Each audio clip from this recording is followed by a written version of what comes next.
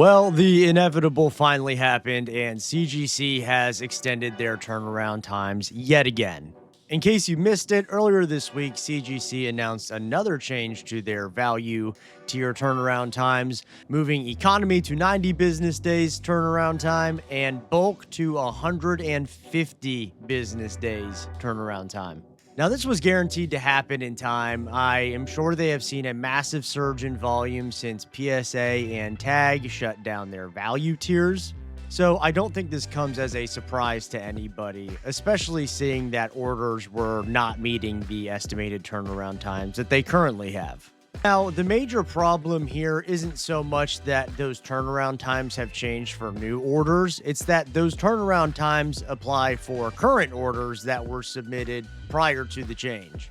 If you have a submission currently with CGC that you submitted, let's say it's economy, and you sent it in when it was 40 or 65 business days turnaround time, well, that submission is currently at a 90 business days turnaround time after they have made this update, even though you sent it in when you thought you would get your cards back in 2 to 3 months.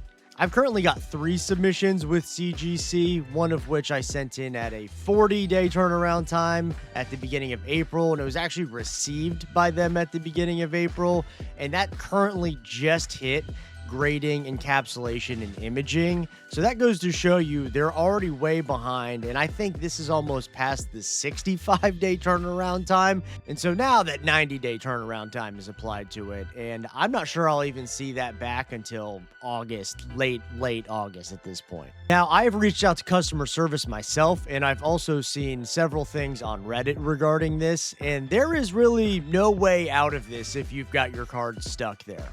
It sounds like they are unwilling to cancel a submission that has already been paid for. If you try to follow up by disputing the charge on your credit card, they will just keep your cards until they get paid. And then customer service can't really do squat about your issue of maybe sending something in expecting a 2-month turnaround time, but now facing a 5-month turnaround time. Now, I totally understand that when you send in a submission to a grading company, you're not guaranteed that the turnaround time is going to meet their estimate. I think it's totally fair to say that if I send something in at a 40-day estimated turnaround time, it could take 45, 50 days. I think that's totally fair, and I don't think that's a huge issue. After all, it is just an estimate, and you should be aware of that when you go into the grading process initially. Now, what I do think is problematic is that they continue to take in submissions knowing that they're unable to meet these current turnaround times that they've got posted, and that they're retroactively applying the update to orders that have already been submitted. Because when they do that, it almost seems like they know that when someone places an order at this turnaround time, as it currently stands, that they're not going to be able to meet it, because I'm sure they're looking at their metrics and seeing the amount of submissions that they're getting in just going way up. And they probably understand things are only going to get more bottlenecked. So for them to continue to take in submissions while understanding that other companies are shutting down, that volume is probably going to be shifted to them a lot more than it is to, let's say, Beckett, then that's just misleading the customer. Unfortunately, something like this isn't uncommon from grading companies. I think in the last year or two, we have seen a plethora of absolute fumbles from grading companies, whether it's a customer service thing, whether it's how they handle a scam or an issue, whether it's just overall service. It seems like none of these major grading companies can really just make the right calls to have correct business practices. And I think what sucks is that this is a bad experience for someone like myself as a customer who's graded a handful of times, but this is going to be a really bad experience for people who are new to grading. I've got enough submissions under my belt to know that this has not been the norm traditionally, but somebody who might be sending in their first or second submission is going to look back and say, wow, I tried grading and it went terribly. I've done it once or twice, and both of the times were awful. I didn't get my cards back. The customer service sucked.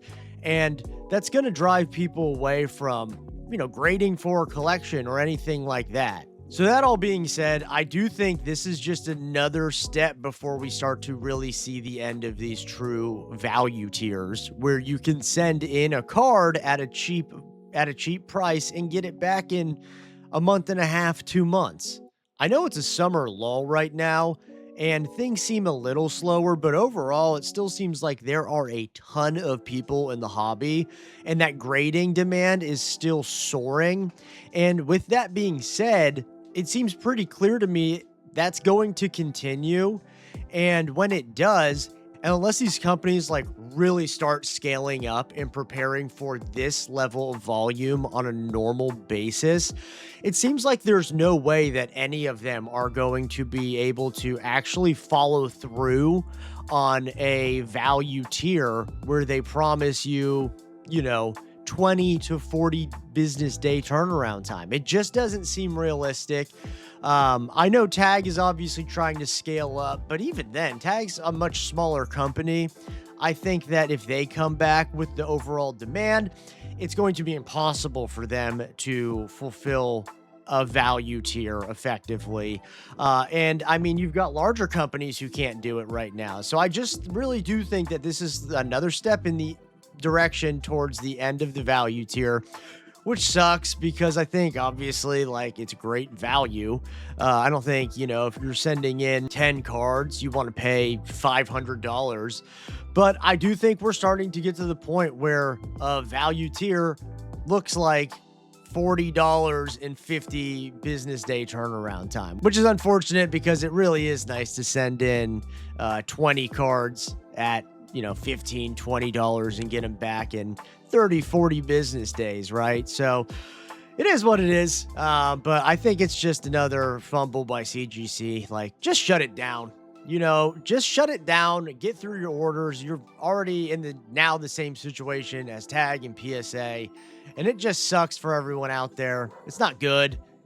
Just that these companies are just able to screw the customer. So I mean, we'll see what happens. But at the end of the day, it is just grading. It's not the end of the world. I'd rather that be an issue and have packs back on shelves personally. But I don't know. I guess both are kind of an issue now. So what are you going to do?